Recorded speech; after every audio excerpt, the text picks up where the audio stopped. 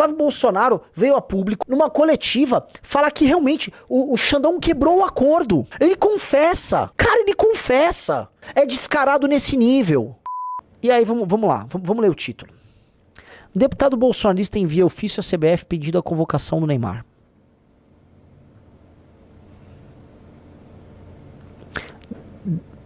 Hélio Lopes enviou um pedido oficial à Confederação Brasileira de Futebol para que o atacante do Santos integre o grupo de 26 jogadores convocados para a Copa do Mundo. O deputado Hélio Lopes enviou um ofício à CBF para pedir a convocação do Neymar. O parlamentar bolsonarista argumentou que o atacante do Santos não é apenas um jogador para pedir a... Beleza, desce. Segundo informações publicadas na CNN, Lopes, conhecido como Hélio Negão, pede a convocação do Neymar baseado na simbologia do atacante ser o maior goleador da história da seleção e um símbolo de talento, criatividade, superação e esperança para os torcedores.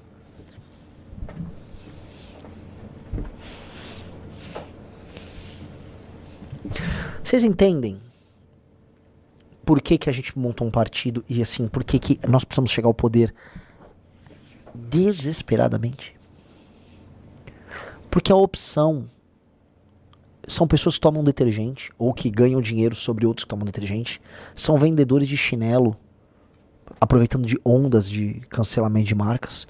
Ou um cara que manda um ofício pra CBF pra contratar o Neymar, pra chamar o Neymar pra Copa. É um troço muito, muito merda. Antes que falem, não, Renan, você tá reduzindo... eu vou falar da atividade política? Vamos falar da votação da direita no PL da misoginia? Vamos? Vamos falar da votação da direita e o que eles estão preparando de argumento no caso da 6x1? Que eu vi o argumento do Nicolas, né? Que é assim, ó. Não. É pra votar na 6x1? Então vamos votar, mas aí o governo vai ter que botar uma grana pra compensar o empresário. Como é que é? Então vocês vão votar.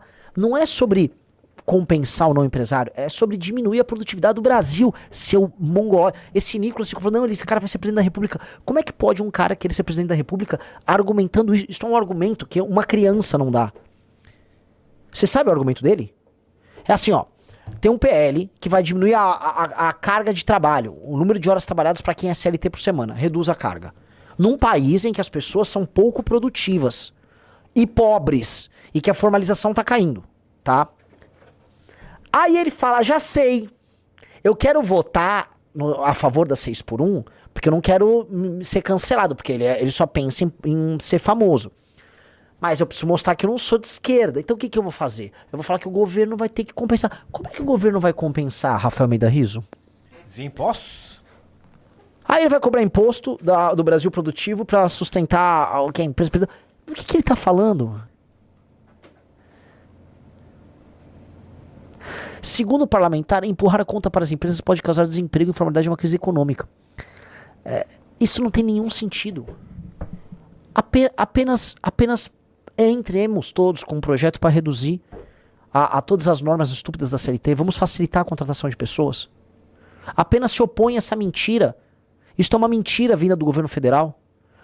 O Nicolas não tem coragem. Ele quer fingir que é corajoso. O Nicolas não tem coragem.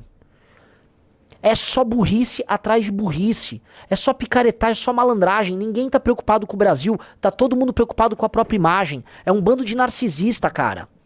O Nicolas é um sabotador do Brasil, igual o PT é outro sabotador. Porque a resposta para a sabotagem do PT é outra sabotagem. É um multiplicando a sabotagem do outro. E todos ganham com isso. O Guilherme Boulos foi a público e falou, o Nicolas foi lançar o Bolsa Empresário. Lógico, ele quer lucrar em cima disso. Ele próprio, outro sabotador. O Boulos é um sabotador profissional. O governo está sabotando a economia brasileira. A direita não tem coragem de enfrentar, aí participa da sabotagem. Isto é muito, muito, muito, muito tosco. Aí pega a discussão sobre dosimetria. O Flávio Bolsonaro... Não é nem minha opinião. O Flávio Bolsonaro veio a público no último domingo. Ou foi no sábado? Foi no sábado. Numa coletiva, falar que realmente o Xandão quebrou o acordo. Ele confessa. Cara, ele confessa. Uma coisa é eu dar uma opinião. Outra coisa ele confessa. É descarado nesse nível. Ou seja, enterrar a CPI do Banco Master e não teve dosimetria. O Brasil precisava da CPI do Banco Master. Mas a CPI do Banco Master pega todos os amigos do Flávio. E talvez pegue o Flávio. Porque boa parte do escândalo Master aconteceu no governo do pai dele. Governo corrupto do pai dele. Aí, esse sujeito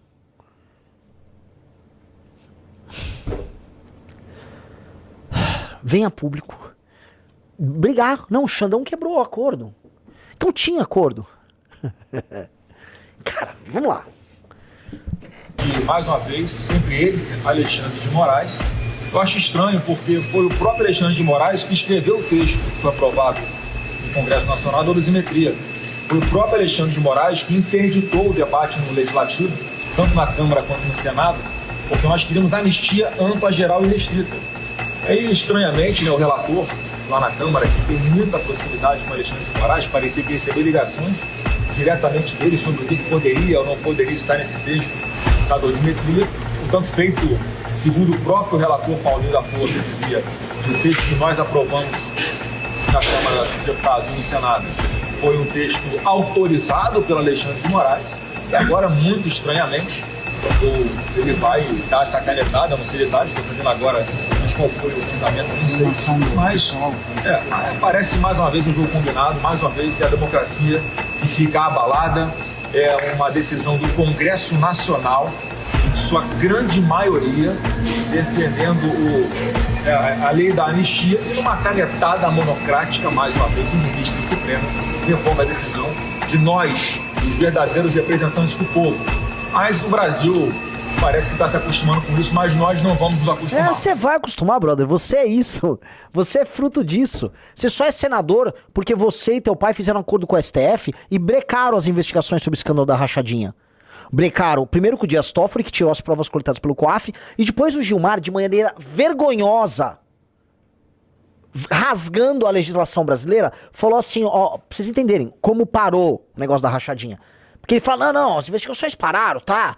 Eu ganhei. Não ganhou nada. É assim. Ele era deputado estadual. Ele não tinha furo privilegiado. Ele não tinha. Aí ele entra com uma ação lá no STF, aí o Gilmar fala, ó, veja só. Como há uma continuidade no mandato de deputado estadual pro Senado, e o Senado tem foro privilegiado, eu vou tratar como uma continuidade, como se o foro privilegiado que ele tem agora valesse o período que ele era deputado estadual. O Gilmar inventou isso.